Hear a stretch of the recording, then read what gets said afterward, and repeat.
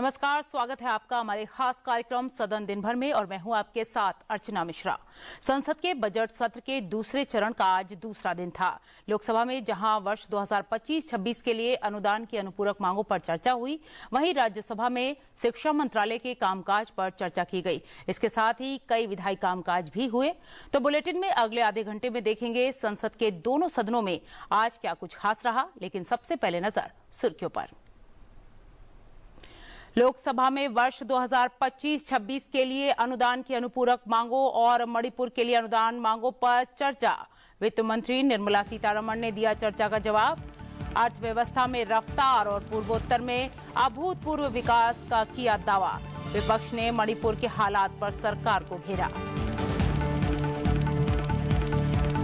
राज्यसभा में शिक्षा मंत्रालय के कामकाज पर चर्चा का शिक्षा मंत्री ने दिया जवाब। कहा, शिक्षा बजट बढ़ा, एनईपी के जरिए शिक्षा क्षेत्र में नई क्रांति।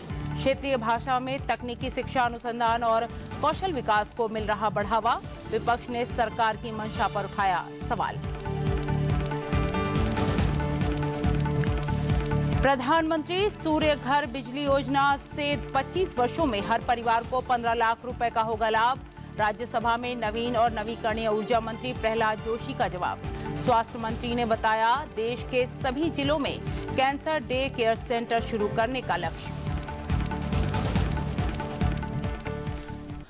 बुलेटिन में सबसे पहले बात करते हैं राज्यसभा की कार्यवाही की।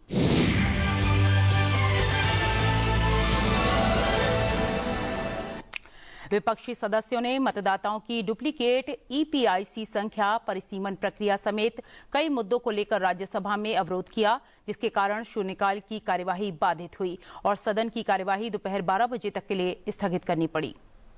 सुबह 11 बजे कार्यवाही शुरू होने पर सबसे पहले सदन की महिला सदस्य सीमा द्विवेदी को जन्मदिन की शुभकामनाएं दी गईं। वो उत्तर प्रदेश से राज्यसभा सांसद हैं। सभा पटल पर विभिन्न मंत्रालयों से संबंधित पत्र रखे गए, जिसमें आयुष मंत्रालय, स्वास्थ्य परिवार कल्याण मंत्रालय, नवीन और नवीकरणीय ऊर्जा मंत्रालय, वित्त मंत्रालय, रसायन और उर्वरक मंत्रालय से जुड़े पेपर शामिल थे। इसके अलावा उपभोक्ता मामले, खाद्य और सार्वजनिक वितरण मंत्रालय, पतन, पोत परिवहन और जलमार्ग मंत्रालय, कॉरपोरेट कार्य मंत्रालय से जुड़े दस्तावेज सदन में रखे गए। सदन में विभाग संबंधित संचार और सूचना प्रौद्योगिकी संबंधी संसदीय स्थायी समिति के प्रतिवेदनों को सभा पटल पर रखा गया। साथ ही समिति के प्रतिवेदनों पर सरकार द्वारा की गई आगे की कार्रवाई को दर्शाने वाले विवरणों की सभा पटल पर विवरणों को रखा गया। विभाग संबंधित जल संसाधन संबंधी संसदीय स्थायी समिति के प्रतिवेदनों की प्रति भी सभा पटल पर रखी गई। उपसभापति हरिवंश ने विधायी दस्तावेज सदन के पटल पर रखे जाने के बाद कार्यवाही आगे बढ़ाते हुए नियम 267 के तहत मिले नोटिसों को नामंजूर किए जाने की जानकारी दी। इसके बाद कांग्रेस, डीएमके समेत कई विपक्षी दलों के अवरोध के कारण कार्यवाही आगे बढ़ाई गई। The detailed rulings on Rule 267 imparted by Honorable Chairman Rajya Sabha on 8th December 2022 and 19th December 2022, the same have been retreated by Honorable Chairman a number of times. Since these notices do not conform to the directives imparted by the Honorable Chairman, the same are declined. Members have already given notices on similar issues under other parliamentary devices which are likely to be discussed in due course. उपसभापति ने शून्यकाल की कार्यवाही चलाने की कोशिश की, लेकिन कुछ सदस्यों ने जनहित से जुड़े मुद्दे भी इस समय उठाए गए, लेकिन गतिरोध बढ़ने पर कार्यवाही दोपहर 12 बजे तक के लिए स्थगित कर दी गई। Because large 1,000 under the pretext of development, the government of Assam has completely denied the state policies and the main entity and is moving forward to build a large 1,000 megawatt solar power project with the help of Assam Development Bank on about 80,000 megawatt Khatkhati and Lankatha Karni. Rajya Sabha में गतिरोध के बीच शून्यकाल के दौरान कुछ सदस्यों ने जनहित से जुड़े मुद्दों की ओर सरकार का ध्यान आकर्षित किया। सांसद राजीव भट्टाचार्य जी ने त्रिपुरा में एम्स अस्पताल खोलने की मांग की। माननीय स्वास्थ्य मंत्री से आपके माध्यम से मैं निवेदन करता हूं, त्रिपुरा में एक जैसा हॉस्पिटल, सुपर स्पेशलिटी हॉस्पिटल या निग्रिम्स जैसा सुपर स्पेशलिटी हॉस्पिटल मिल जाए तो त्रिपुरा की जनता की एक अच्छा सुकून मिलेगा और मोदी जी की जो विकास की पटरी है उस पे चांद लग जाएगा। सांसद धर्मशीला गुप्ता ने दरभंगा मेट्रो परियोजना के रूट की लंबाई को बढ़ाने की मांग की। दरभंगा मेट्रो परियोजना में इसके रूट की लंबाई जो अभी 18.18 किलोमीटर है उसे बढ़ाकर 22 से 24 किलोमीटर तक कर दिया जाए, जिससे न कि केवल दरभंगा बल्कि आसपास के स्थानीय निवासियों को भी बड़ी राहत मिलेगी। धन्यवाद। इसके साथ ही नवीन और नवीकरणीय ऊर्जा मंत्री प्रहलाद जोशी ने आज राज्यसभा में प्रश्नकाल के दौरान जानकारी दी कि देश में सोलर पावर को बढ़ावा देने और शून्य कार्बन उत्सर्जन के लक्ष्य को हासिल करने के उद्देश्य से प्रधानमंत्री सूर्य घर बिजली योजना शुरू की गई है। इससे 25 वर्षों में हर परिवार को 15 लाख रुपए का लाभ होगा। Sir, as far as subsidy is concerned, sir, for rooftop, he has asked. I would like to tell Honorable Minister through you, sir. To the member through you, sir. We are providing 30,000 rupees. 30,000 rupees per kilowatt, and up to the maximum of 78,000 for 3 kilowatt, and it generates nearly about 300 to 360 units pan India if you consider average. By that, for that, apart from the 78,000 subsidy what we are providing, apart from that, they may have to give around 85,000 rupees they have to borrow from the bank. If at all entirely if they borrow from the bank also, their EMI burden will be 610 rupees. And electricity bill, which regularly they used to get pan India, we have assessed it, calculated it, surveyed it. On that basis, it is 1,875 electric bill, otherwise what he gets. And 1,875 electricity bill will become zero. 50% of the installations have already become zero out of 10 lakhs. And minus 610, that is the EMI burden, means net monthly benefit of 1,265 rupees, net yearly monthly income. And net yearly income will be the 15,185. I am talking not zero bill, I am talking the income by which rooftop solar of प्रधानमंत्री ने जो announce किया, प्रधानमंत्री सूर्य घर मुफ्त बिजली योजना में, इसमें जीरो बिल आएगा। उसके अलावा and we are guaranteeing, and I am also thankful to Honorable Finance Minister, the highest budget has been provided in this budget also. केंद्रीय स्वास्थ्य और परिवार कल्याण मंत्री जेपी नड्डा ने राज्यसभा में कहा कि अगले 3 वर्षों में देश के सभी जिलों में कैंसर डे केयर सेंटर शुरू करने का लक्ष्य रखा गया है और इस वर्ष 200 जिलों में ये सेंटर शुरू किए जा रहे हैं। डे कैंसर केयर सेंटर ये हर जिले में खोलेंगे और 2025-26 में we are going to open 200 day cancer care centre और अगले 3 वर्षों में हम सभी डिस्ट्रिक्ट्स में इसका सेंटर खोल देंगे। लाभ क्या होने वाला है? Now there are 22 All India Institute of Medical Sciences which have got a full-fledged oncology department. Along with that, all central hospitals are now full-fledged oncology department. हमारे झज्जर में 700 बेड का देश का सबसे बड़ा कैंसर सेंटर और जो दुनिया में जो इक्विपमेंट्स हैं वो आज झज्जर में वो कैंसर इक्विपमेंट्स अवेलेबल है। कीमोथेरेपी से लेकर के जितनी भी थेरेपीज होती हैं उसके बाद जिले में टाइम पर जो करने की जरूरत है वो डे केयर कैंसर सेंटर में उसका हो सकता है। तो इसके लिए हम लोगों ने कैंसर के दृष्टि से इस काम को किया है।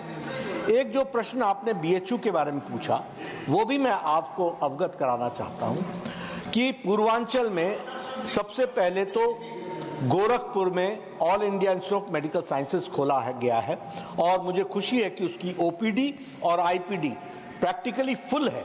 It is in full swing that All India Institute of Medical Sciences Gorakhpur is working.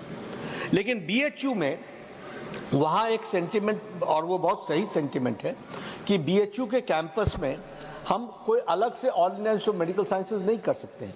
इसलिए केंद्र सरकार स्वास्थ्य विभाग BHU के साथ एक MOU किया है, जिसमें हम वहाँ के BHU के मेडिकल कॉलेज को एम्स लाइक इंस्टीट्यूशन बना रहे हैं. और इस बार बजट में हेल्थ मिनिस्ट्री में BHU के मेडिकल कॉलेज को all India institute of medical sciences के स्टैंडर्ड्स पर लाने के लिए जो उसके पैमाने हैं उसका बजटिंग इस बार किया गया है.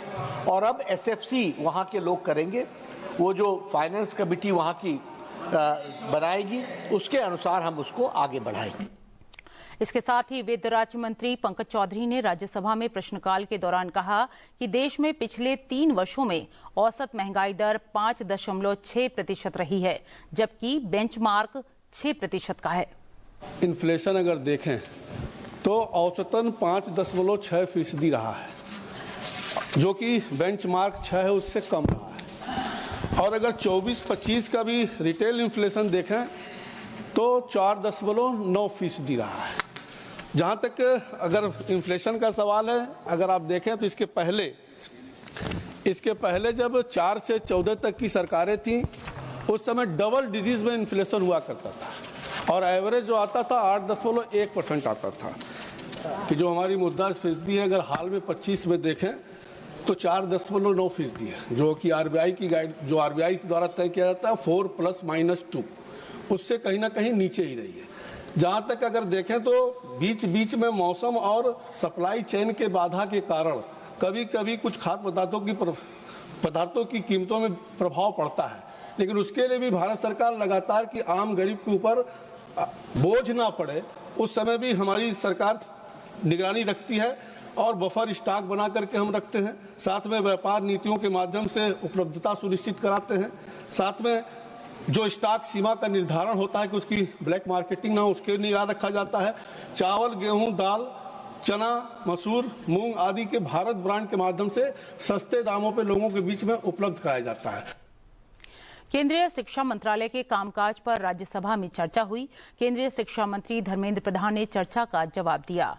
केंद्रीय शिक्षा मंत्री ने कहा कि नई शिक्षा नीति में उसकी सरकार हिंदी या संस्कृत को लेकर तीसरी भाषा के रूप में थोपने का इरादा नहीं रखती है और सरकार चाहती है कि देश के युवाओं को दुनिया में बहुभाषी समाज के अवसरों को फायदा उठाने के लिए भाषा ज्ञान और कौशल बढ़ाना चाहिए. इससे पहले चर्चा में हिस्सा लेते हुए सत्ता पक्ष के सांसदों ने कहा कि मोदी सरकार में भारत में शिक्षा क्षेत्र पर खर्च GDP के 4.5% तक पहुंच गया है. शिक्षा के क्षेत्र में एक नई सोच के साथ नई क्रांति आ रही है. देश की 13 भाषाओं में तकनीकी शिक्षा की पढ़ाई हो रही है. शिक्षा के क्षेत्र में निवेश तेजी से बढ़ा है. अनुसंधान और कौशल विकास को बढ़ावा दिया जा रहा है. तो वहीं विपक्ष ने सरकार की नई शिक्षा नीति के माध्यम से भाषा थोपने और फंड को लेकर राज्यों के साथ भेदभाव का आरोप लगाया. आज इस सरकार ने 50,000 अटल टिंकरिंग लैब एक ही स्ट्रोक में निर्णय किया. आने वाले 5 साल में हम करने वाले हर एक टिंकरिंग लैब की आज की स्पेंडिंग शायद आने वाले दिनों में और भी बढ़ सकता है. आने वाले दिनों में एक टिंकरिंग लैब पे 20 लाख रुपया की स्पेंडिंग होगी. 10,000 है और 50,000 नया अटल टिंकरिंग लैब प्रोरोटा में आबादी के हिसाब से दिया जाएगा और चैलेंज रूट पे दिया जाएगा. और हमारी कोशिश रहेगी हर एक प्रमुख स्थान पे एक हब एंड स्पोक मॉडल पे एक साइंस लैब, एक इनोवेशन सेंटर, एक स्टार्टअप इकोसिस्टम की कल्चर बन पाए. ये अटल टिंकरिंग लैब की प्रमुख उद्देश्य है. ये इस बजट की इस बार का प्रमुख योजना फ्यूज के लिए नहीं, योजना सभी के लिए है.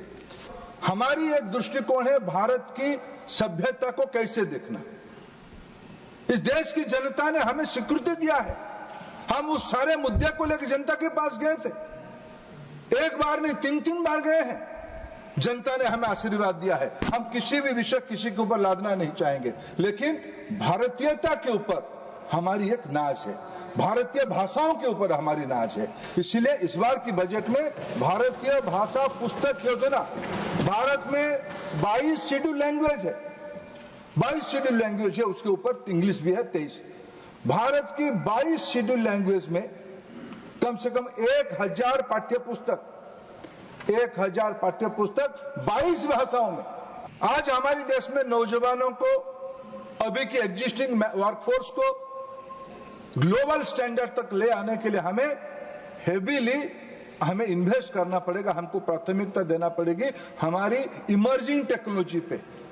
हमारी जो लैंडस्केप बन रहा है जॉब की, न्यू लैंडस्केप ऑफ जॉब के बारे में हमको ध्यान देना पड़ेगा। इसीलिए इसी बारे में तो पिछले बजट में माननीय प्रधानमंत्री जी ने जो हमें दायित्व दिया था, उसको मैं अगर याद करूं, AI in health care, AI in agriculture, AI in sustainable city, 1000 crore रुपया खर्चा करके पिछले बजट में 3 सेंटर ऑफ एक्सीलेंस बनाने के दायित्व दिया गया था।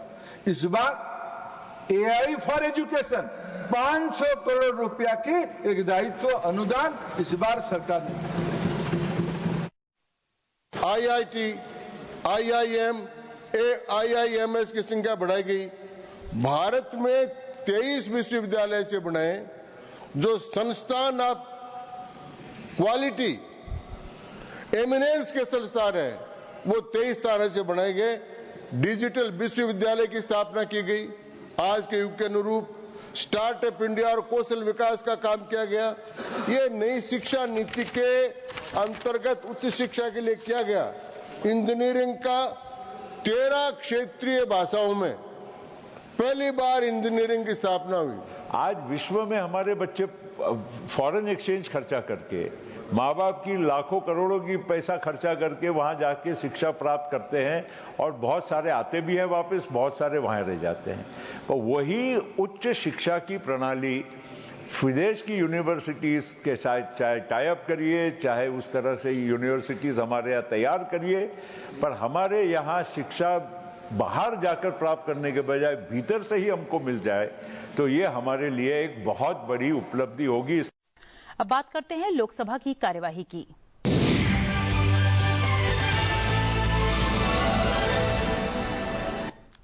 लोकसभा की कार्यवाही की शुरुआत प्रश्नकाल से हुई। प्रश्नकाल के दौरान सहकारिता मंत्रालय, ग्रामीण विकास मंत्रालय, कृषि और किसान कल्याण मंत्रालय समेत कई मंत्रालय से जुड़े सवालों के जवाब दिए गए। पीएम किसान सम्मान निधि योजना पर पूछे गए सवाल का जवाब देते हुए कृषि और किसान कल्याण मंत्री शिवराज सिंह चौहान ने आश्वासन दिया कि पीएम किसान सम्मान निधि योजना से छूटे हुए किसी भी पात्र लाभार्थी को अभी भी जोड़ा जा सकता है। एक प्रधानमंत्री हुआ करते थे जो बड़े मजबूर थे, कहते थे 1 रुपया भेजता हूं तो केवल 15 पैसे पहुंचते हैं। लेकिन ये मोदी जी की सरकार है। हमने तय किया कि 2000 की 3 किस्त जाएगी तो पूरे 6000 रुपया ही पहुंचेगा। 1 पैसा कोई खा नहीं सकता इस योजना में। और इसलिए डीबीटी के माध्यम से सिंगल क्लिक से पूरी राशि किसानों के खाते में पहुंचती है। बीच में योजना में कुछ शिकायत आई कि अपात्रों को भी राशि मिल रही है। तब 3 उपाय माननीय अध्यक्ष महोदय किए। एक लैंड सीडिंग का, आधार आधारित पेमेंट का और EKYC का, ताकि कोई अपात्र इस योजना का लाभ ना ले पाए। माननीय सदस्य ने पूछा तो मैं बताना चाहता हूं,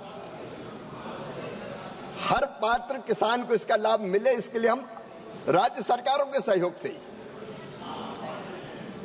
सभी पात्र हितग्राहियों को लाभ देने के लिए अभियान चलाते हैं। विकसित भारत अभियान के दौरान 1 करोड़ पात्र हितग्राही जोड़े गए। बाद में जब इस सरकार के 100 दिन पूरे हुए तब फिर हमने 25 लाख नए नाम जोड़े और स्वच्छता अभियान के दौरान भी लगभग 30 लाख नए नाम जोड़े गए। हम राज्य सरकारों के सहयोग से ही जागरण के अभियान भी चलाते हैं। और आज भी मैं सभी राज्य सरकारों से निवेदन करना चाहता हूं, क्योंकि हितग्राहियों की पहचान का प्राइमरी काम राज्य सरकारें करती है। अगर अब भी उनके राज्य में कोई पात्र हितग्राही शेष रह गया हो तो वो तुरंत ऑनलाइन रजिस्ट्रेशन करवाए। एक भी पात्र किसान शेष नहीं बचेगा। सबके खाते में पैसे जाएंगे और किसी पात्र को अगर पहले पैसे नहीं मिले हों और वो पात्र पाया जाएगा EKYC के कारण, आधार सीडिंग के कारण, लैंड सीडिंग के कारण उसकी राशि बंद हुई होगी, तो हम पिछली सारी किस्तों का भी भुगतान करेंगे। ये मोदी की गारंटी है, गारंटी को पूरा करने की गारंटी है। मृदा स्वास्थ्य कार्ड योजना के क्रियान्वयन पर पूछे गए सवाल का जवाब देते हुए शिवराज सिंह चौहान ने कहा कि इस योजना से उत्पादकता में 5 से 7% की वृद्धि हुई है। एक विजनरी लीडर वो होता है जो केवल आज की नहीं कल की भी सोचता है, आने वाली पीढ़ियों की भी सोचता है, और श्रीमान नरेंद्र मोदी जी ऐसे विजनरी लीडर हैं।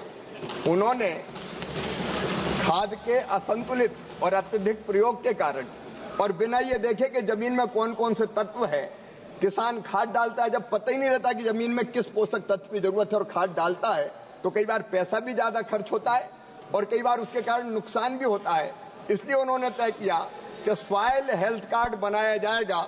जैसे इंसान की हेल्थ का परीक्षण करके उसको किस तरह के दवा की जरूरत है वो दवा हम देते हैं, वैसे मिट्टी में कौन कौन से पोषक तत्वों की कमी है ये देख के फिर अगर हम खाद देंगे, फर्टिलाइजर देंगे और कोई पोषक तत्व देंगे तो वो उत्पादन को ज्यादा फायदा पहुंचाएगा, किसानों का उत्पादन बढ़ेगा और उनके खर्चों में भी कटौती होगी, क्योंकि अनावश्यक खाद डालने का कोई अर्थ नहीं है। इसलिए सॉइल हेल्थ कार्ड की योजना उन्होंने बनाई और मुझे कहते हुए प्रसन्नता है कि इसके कारण किसानों की लागत घट रही है और 5 से लेकर 7% तक उत्पादकता बढ़ रही है। और दूसरी बड़ी बात यह है कि अनावश्यक रूप से खाद डालने के कारण जो दुष्प्रभाव शरीर पर होते थे वो भी कम हो रहे हैं। मैं प्रधानमंत्री नरेंद्र मोदी जी का इस योजना के लिए अभिनंदन करता हूं। मनरेगा फंड पर टीएमसी सांसद के सवाल का जवाब देते हुए ग्रामीण विकास राज्य मंत्री कमलेश पासवान ने पश्चिम बंगाल के योजना के क्रियान्वयन में अनियमितताओं की बात कही। ये बार बार प्रश्न उठता है, पश्चिम बंगाल में धनराशि रोक दी गई है और प्रश्न पूछने वाले भी व्यक्ति एक ही होते हैं। मैं पिछले 6 महीने से देख रहा हूं, एक ही प्रश्न इनका होता है कि बंगाल में धन का आवंटन क्यों रोका गया है। और ये अच्छी तरह से जानते हैं कि जब केंद्र की टीमें जांच करने बंगाल गई तो हमारी योजनाओं का दूसरा नाम दे दिया। अगर जो कोई टेंडर हुआ तो उसको 2-2, 3-3 पार्ट में काट के उसको रीटेंडर किया गया। अध्यक्ष महोदय, हमारी टीमें जो जांच करने गई उनके साथ अबद्धता की गई और जब टीमें ने जब रिपोर्ट किया तो वहां की धनराशि रोक दी गई। और ये मोदी सरकार है, ना किसी को खाने देंगे और जितने भी भ्रष्टाचार हुए हैं उनके खिलाफ कड़ी से कड़ी कार्रवाई होगी। अध्यक्ष जी नहीं।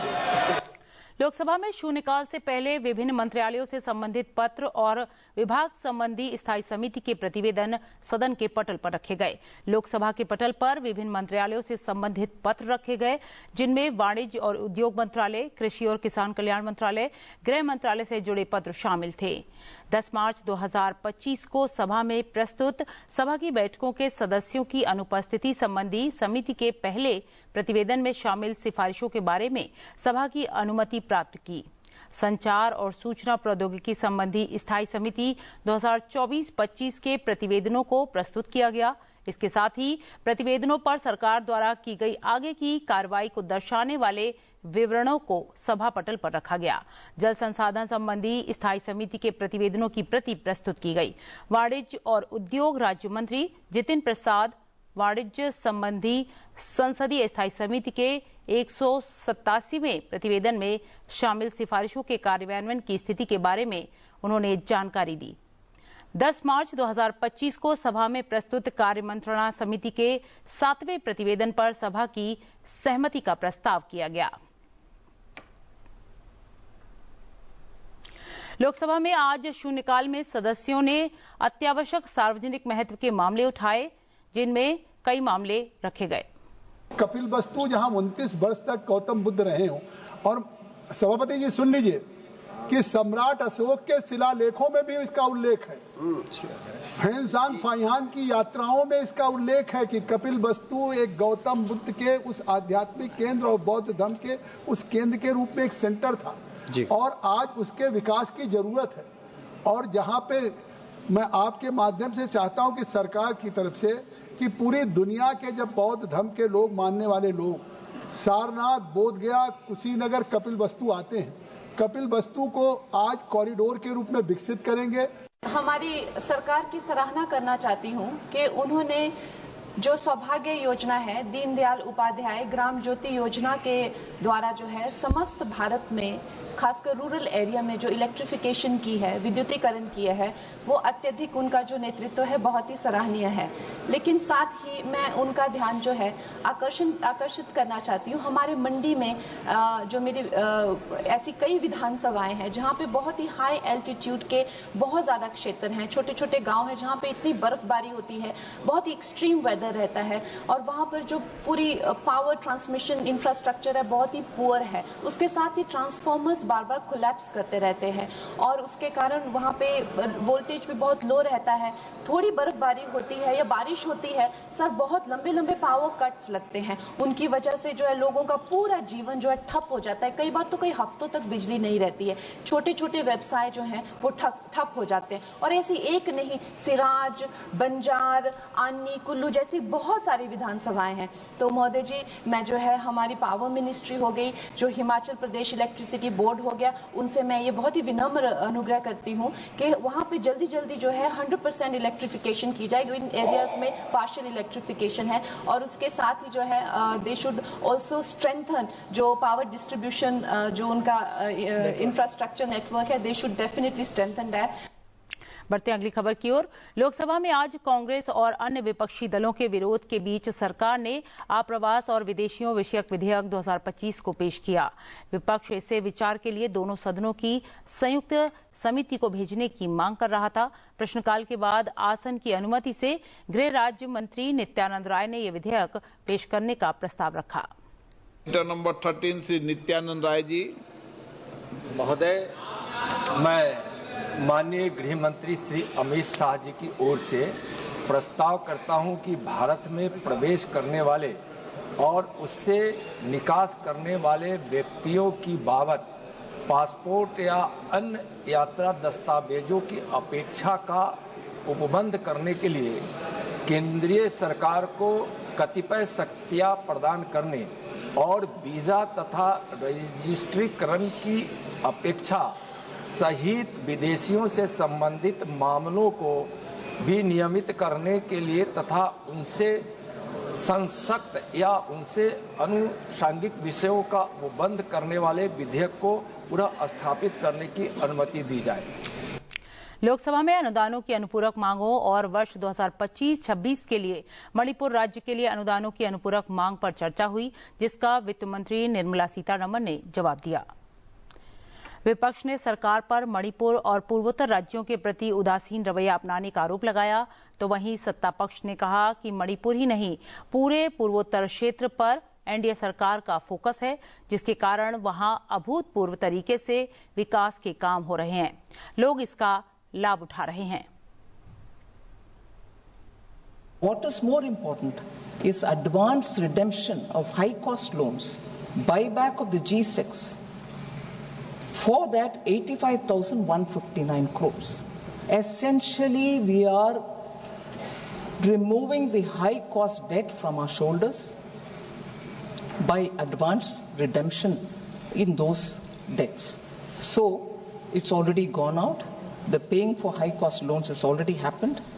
So as a result, in fact, I'm glad to say to this House, I'm sure very many members would have noticed, because we've done this redemption, the borrowing rates for government have all come down.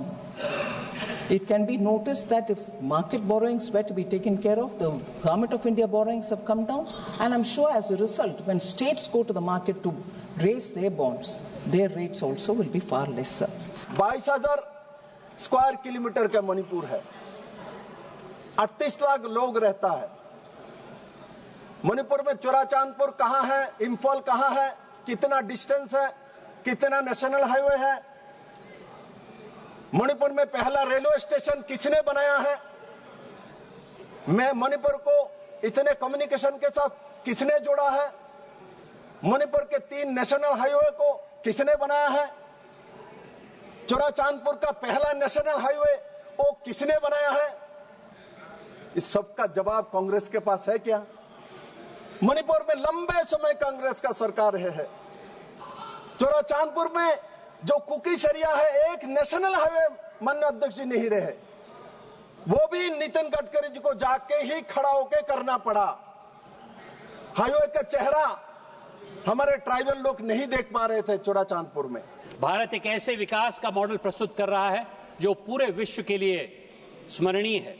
आज की तारीख में विश्व की वैश्विक परिस्थितियां बहुत प्रतिकूल हैं। आज टैरिफ वॉर चल रही है, आज पर्यावरण बहुत गहन चिंता हो रही है, आज युद्ध भी चल रहे हैं, लेकिन उसके बावजूद आज की तारीख में हमारे देश ने एक बहुत महत्वपूर्ण कदम उठाया है। आज की तारीख जब विश्व की औसतन जीडीपी की बढ़त 3.2% है, हम लोग 6.5% तक बढ़ रहे हैं। चीन भी करीब 4.5% सीमित हो गया है और इसमें भी मैं समझता हूं कृत्रिम स्टिमुलेशन की एक आभा लग रही है। तो कार्यक्रम सदन दिन भर में इतना ही। आप देखते रहिए संसद टीवी। नमस्कार।